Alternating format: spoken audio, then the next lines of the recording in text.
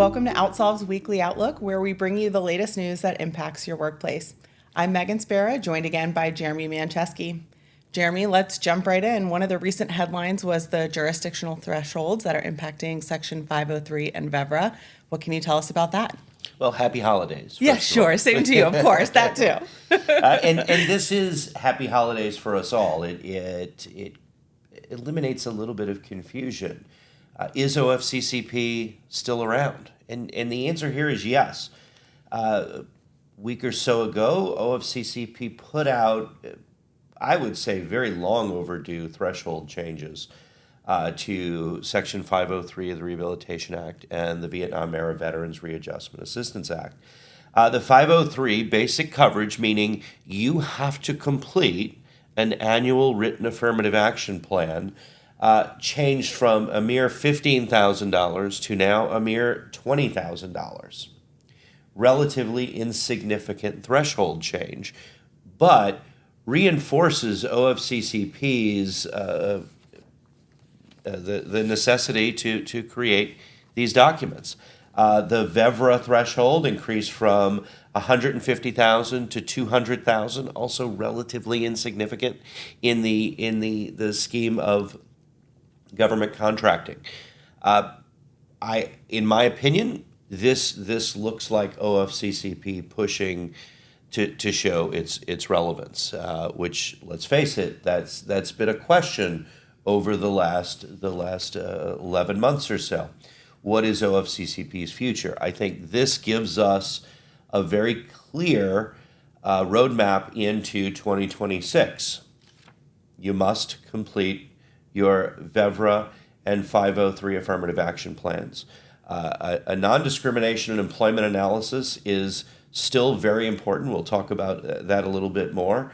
Still lots of state regulations, including some affirmative action requirements for several different states, and one that kind of flies under the radar.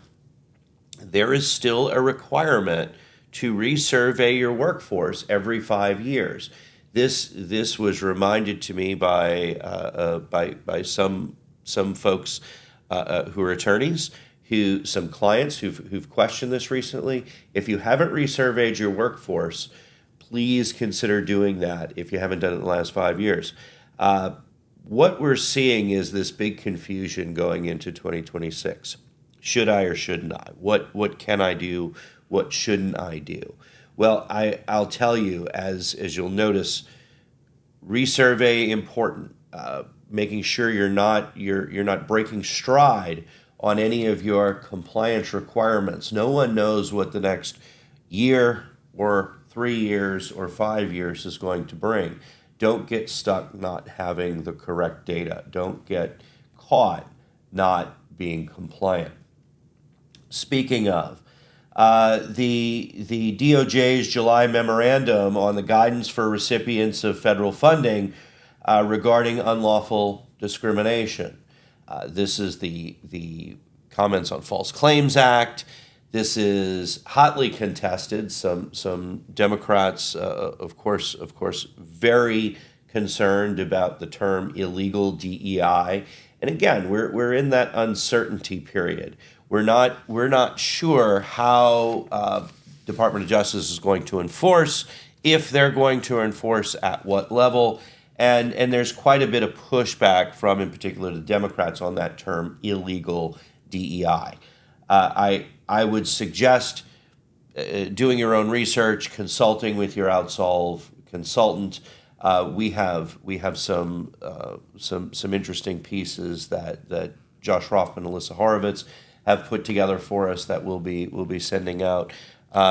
Don't go into 2026 unprepared. Don't go into 2026 thinking that the events of 2025 have made changes across the board, because you still have many requirements. Yeah, absolutely. The bottom line is smart analytics are still a best practice, absolutely. And there's ways to use those in compliant ways. And to your point, we are absolutely a resource for our clients to have those conversations around that. Let's shift gears a little bit. Let's talk about OutSolve's exclusive CHRO research that we recently conducted. You mentioned we released that survival guide, that CHRO survival guide. What did you learn and how can our audience use it? Sure. We did this to give practical guidance. Okay, OutSolve has always been about practical compliance. When I started the business in 1998, I did it thinking, what can we do to keep companies compliant in the most practical way? Well, here's 5 pressure points that we uncovered in this analysis. There's some whiplash from Washington. Of course, we know that. There's 180 plus executive orders issued earlier this year. We'll, of course, submit this report for folks to view. Second is the hidden cost of deregulation. Rolling back federal mandates doesn't erase internal processes or state and local obligations, like we said a moment ago. Absolutely important. AI pressure impacting HR. CHROs face unprecedented challenges here. AI, every business wants to use AI in its own way, and we need to make sure that the AI tools we're using are ultimately compliant, et cetera. Talent and culture under strain. Multi-generational workforces arising from expectation from employees. Leaders must align culture and compliance. Back to the DEI argument. And across the guide, the theme is consistent. You cannot control the policy swings, but you can control your readiness. I would contend that means data analytics. That means doing the basic blocking and tackling and maintaining compliance with the current federal regulations, but also trying to stay abreast of changes, including anything that might impact data analytics. Wonderful. Yeah, and as you mentioned, that CHRO survival guide is available on our blog.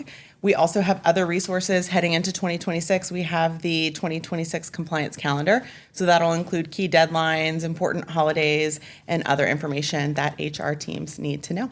And as always, continue the conversation on HR Gumbo City, our Slack community. It's built specifically for HR professionals to keep these conversations going and others. There are checklist guides, research reports, and more. And you can visit outsolve.com/HRG-city to join today.